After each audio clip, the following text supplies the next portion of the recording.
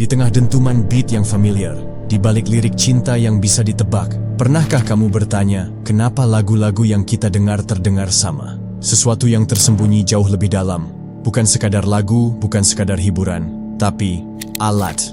Alat untuk mengatur, membentuk, dan mengendalikan kita. Theodor Adorno adalah suara yang menggema dari masa lalu. Bukan dari panggung megah atau chart Billboard, tapi dari ruang kerja seorang filsuf yang gelisah. Ia bertanya, bagaimana mungkin musik bisa jadi alat untuk mengendalikan manusia?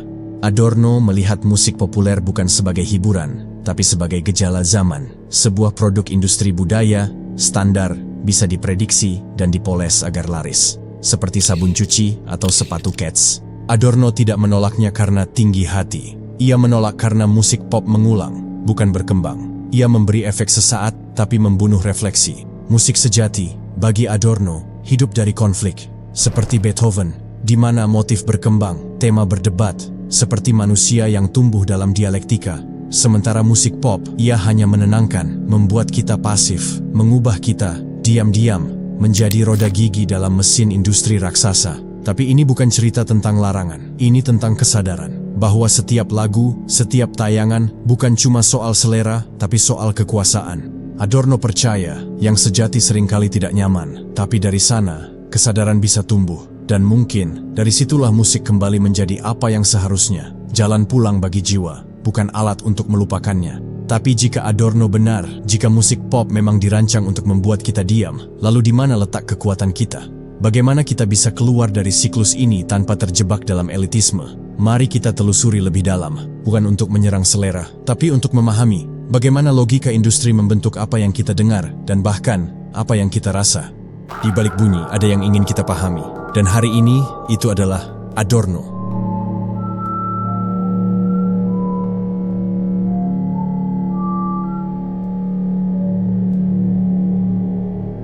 Kita hidup di zaman yang memproduksi segalanya dalam jumlah besar, mobil, makanan cepat saji, pakaian, dan musik.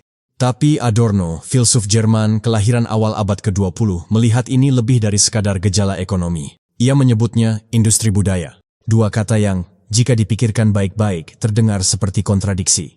Budaya adalah ekspresi manusia, industri adalah ekspresi pasar. Bagaimana mungkin keduanya disatukan? Menurut Adorno, budaya di era modern tak lagi lahir dari kehidupan sehari-hari rakyat, tak lagi datang dari pergulatan batin individu atau komunitas. Ia diproduksi, disusun, didistribusikan, dengan tujuan yang jelas, menghibur sambil mengendalikan.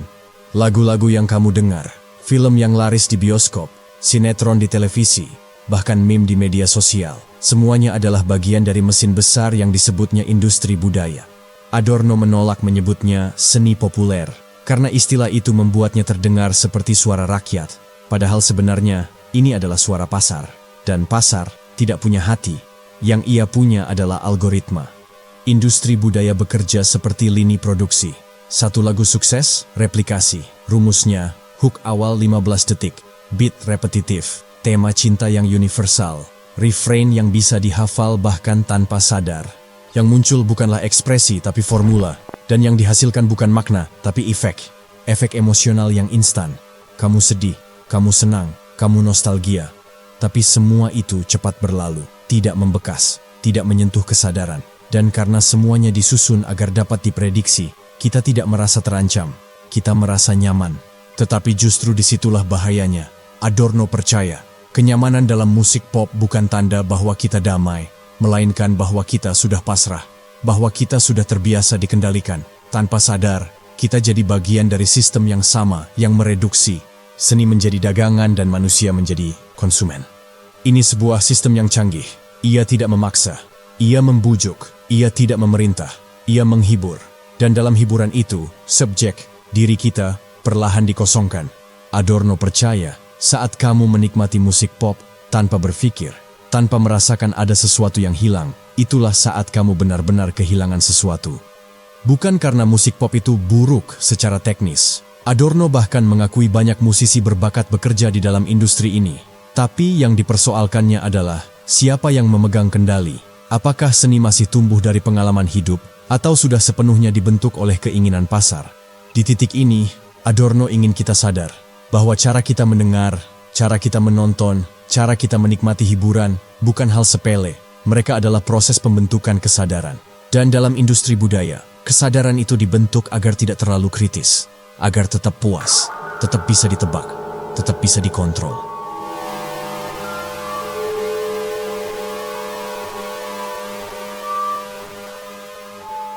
Hal apa yang bisa kita pelajari dari cara sebuah lagu dibangun?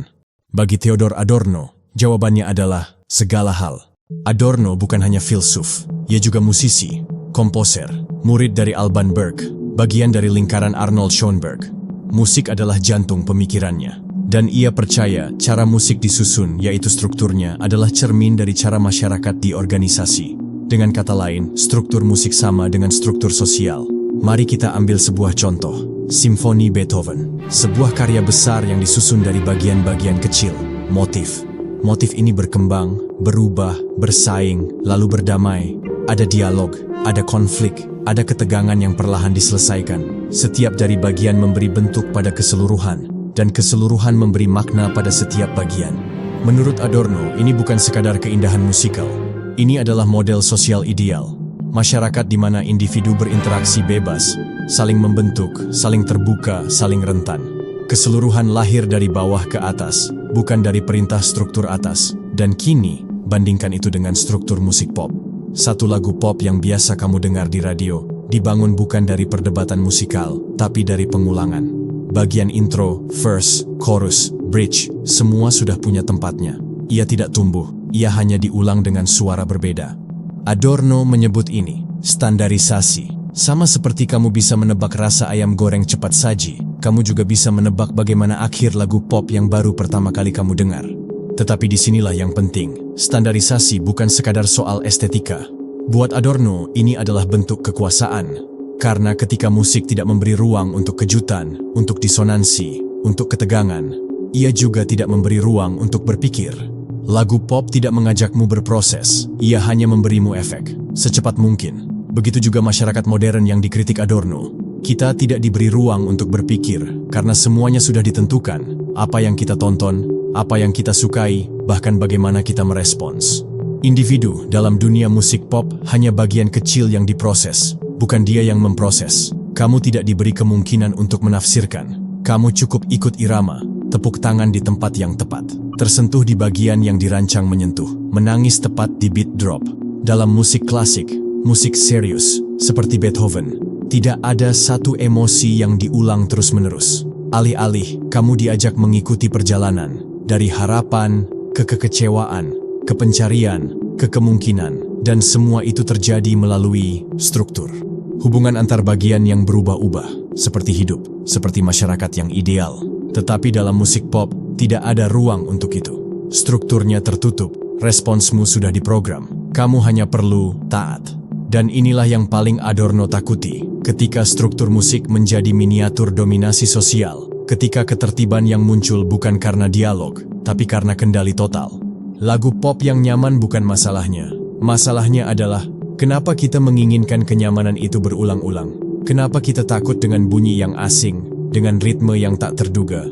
Jawabannya, bagi Adorno, sederhana dan menakutkan. Karena kita sudah dibentuk untuk begitu. Kita sudah dibiasakan hidup di dunia yang ingin segalanya bisa diprediksi, termasuk perasaan kita. Dan karena itu, ia menaruh harapan pada seni serius. Bukan karena elitis, tapi karena seni serius memaksa kita berpikir ulang. Ia menciptakan jarak, ia menolak menjadi komoditas.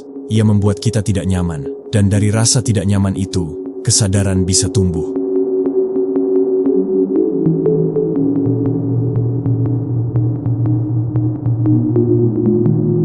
Adorno tidak hanya bertanya, apa yang kita dengarkan, tapi juga bagaimana kita mendengarkan.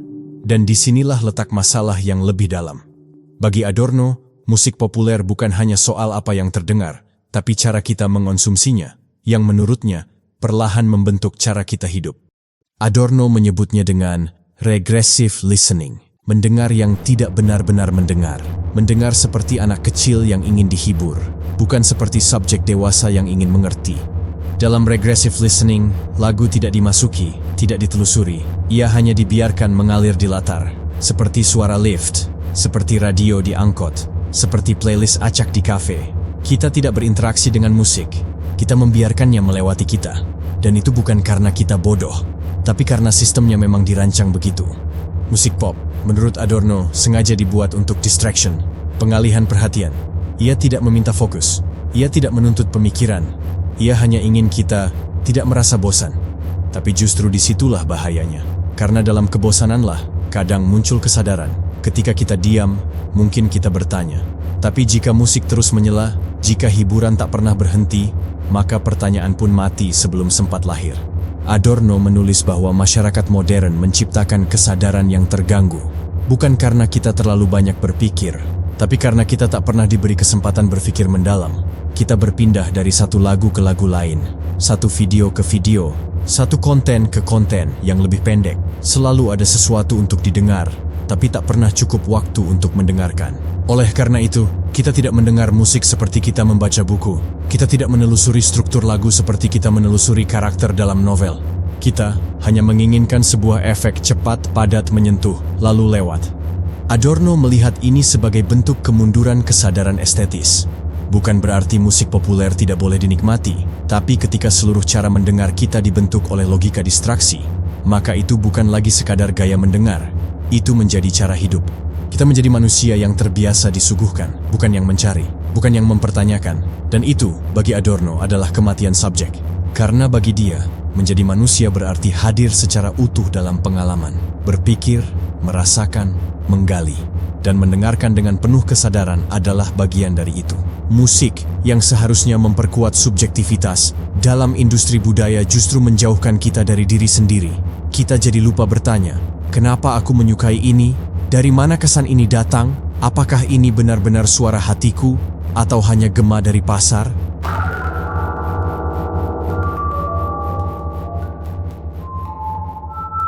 Di dunia yang terus bergerak, yang menyuapi kita hiburan tanpa henti, Theodor Adorno memilih diam. Ia bukan revolusioner jalanan, bukan orator yang membakar semangat. Ia lebih mirip lonceng gereja tua yang terus berdentang pelan di tengah kota, yang tak lagi peduli waktu. Adorno tidak menyerukan perlawanan dengan teriak, ia menyerukan kesadaran bahwa perlawanan sejati tidak selalu datang dalam bentuk demonstrasi. Terkadang, ia hadir dalam satu tindakan kecil, mendengarkan secara penuh, secara utuh. Ia percaya bahwa seni yang baik, seni yang jujur, adalah seni yang tidak menyerah pada pasar, seni yang tidak tunduk pada selera massa, seni yang tidak dibuat untuk sekadar disukai, tetapi untuk menyuarakan yang tak bisa dikatakan. Seni semacam ini bisa jadi tidak populer, tidak catchy, tidak dijual dalam bentuk ringtone atau viral di TikTok. Tapi, seni ini menolak tunduk. Dan dari situ, ia menjadi ruang yang langka, tempat subjek bisa kembali utuh.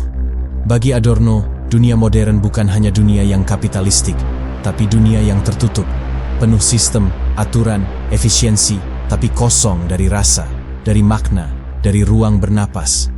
Industri budaya adalah bagian dari itu. Ia menawarkan pelarian, tapi membuat kita lupa sedang melarikan diri dari apa. Maka ia percaya, bentuk seni yang paling membebaskan, bukanlah yang memberi jawaban, tapi yang membiarkan kita merasakan luka dari ketidakcocokan kita dengan dunia. Bukan harmoni yang palsu, tapi disonansi yang jujur. Adorno tahu, itu tidak mudah. Ia tahu kesadaran semacam ini melelahkan. Tapi ia juga percaya, hanya dengan itu, subjek, diri manusia, bisa tetap hidup di dunia yang makin ingin menghapus keberadaannya. Dan mungkin di tengah suara-suara yang menenggelamkan, tugas kita bukanlah untuk berteriak lebih keras, tapi untuk mendengarkan lebih dalam, untuk bertanya, untuk berpikir, untuk merasa, di saat dunia meminta kita melupakan semuanya. Inilah Kaji Bunyi.